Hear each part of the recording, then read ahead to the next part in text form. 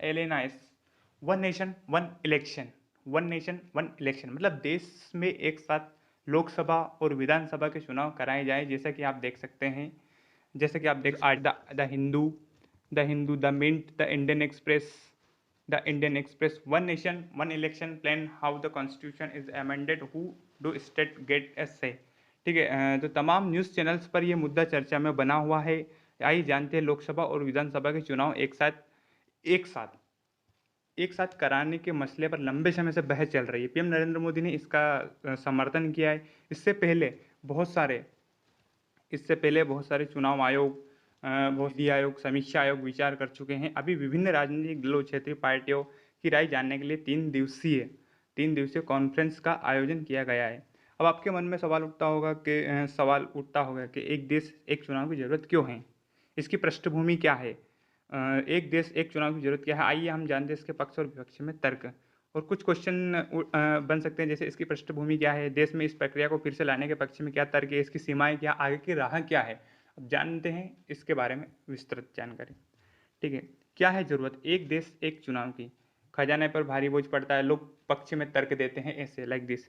इसकी पृष्ठभूमि क्या है, जैसे कि आइए देखते हैं कि देखो, देश में पहली बार एक देश एक चुनाव की बात नहीं है। इससे पहले लोकसभा और विधानसभा के चुनाव साथ साथ होते थे, जैसे 1952, 1957, 1962, 1967 में ऐसा हो चुका है, जब लोकसभा और राज्यसभा के चुनाव लोकसभा राज्य विधानसभाएं के चुनाव एक साथ हुआ करते थे। लेकिन यह क्रम कब टूटा, यह क्रम 1968 और 1969 के बीच में जब टूटा। विभिन्न राजनीतिक दल की पार्टियां जो राज्यों में शासन कर रही थी, कुछ न कुछ कारणों की वजह से वहाँ की विधानसभाएं भंग हुई थी। जैसे 1968 में केंद्र में इंदिरा गांधी जी प्रधानमंत्री बनी हुई थी। उस समय बहुत सारी राजनीतिक पार्टियां अपोजिशन में थी, विपक्ष में थी, तो बहुत सारे राज्यों की विधानसभाएं भंग हुई थी।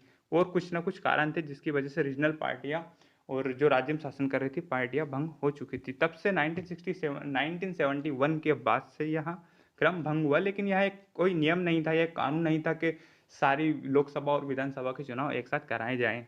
ठीक है, अब इस जानते हैं इसके पक्ष में क्या तर्क है, लोगों ने क्या समर्थन, जो इसके समर्थन में बात कर रहे हैं वो क्या तर्क देते हैं, जानते हैं। ठीक है, इसमें बहुत सारी बात यह है कि इसमें बार बार आचार संहिता लगती है। जैसे हर साल कोई ना कोई राज्य में चुनाव होता है, हर महीने चुनाव होता है, जिससे लॉ एंड ऑर्डर और बहुत सारी जो सरकार की स्कीमें हैं, नई नई स्कीम जो आती है, उनका इम्प्लीमेंट ठीक से नहीं हो पाता है। जैसे उनका विकास नहीं हो पाता। अगर किसी चीज़ का इंफ्रास्ट्रक्चर विकास चल रहा है तो बार बार आचार संहिता की वजह से उसमें प्रॉब्लम आती है और ठीक से विकास नहीं हो पाता है।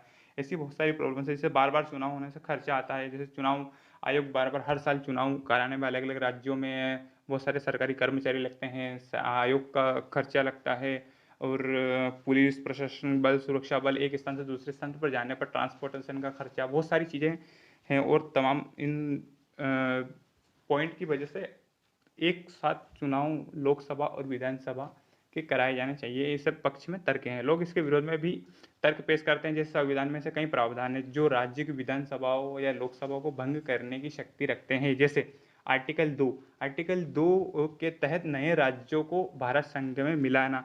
ठीक है, आर्टिकल 3 संसद नए राज्य बना सकती है।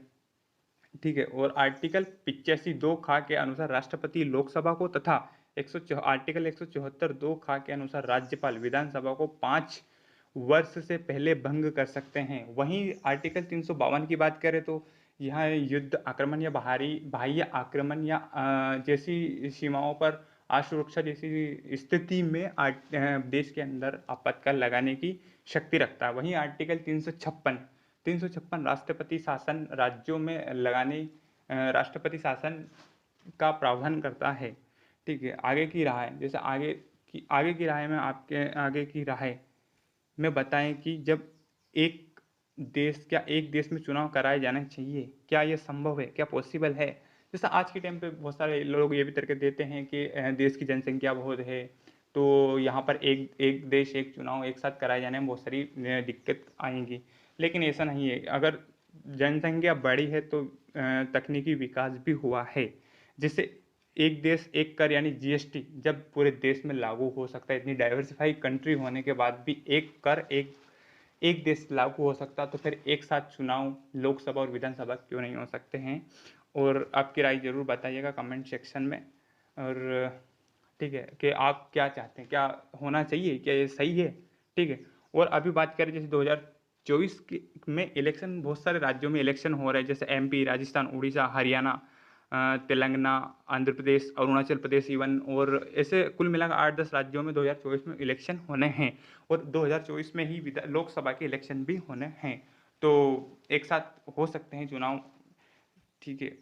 और देखते हैं कि वर्ल्ड के लेवल पर, विश्व के लेवल पर कौन कौन से देश हैं जो साथ में इलेक्शन करवाते हैं। जैसे वर्ल्ड लेवल पर साइमल्टेनियस इलेक्शन बोलते हैं इसको।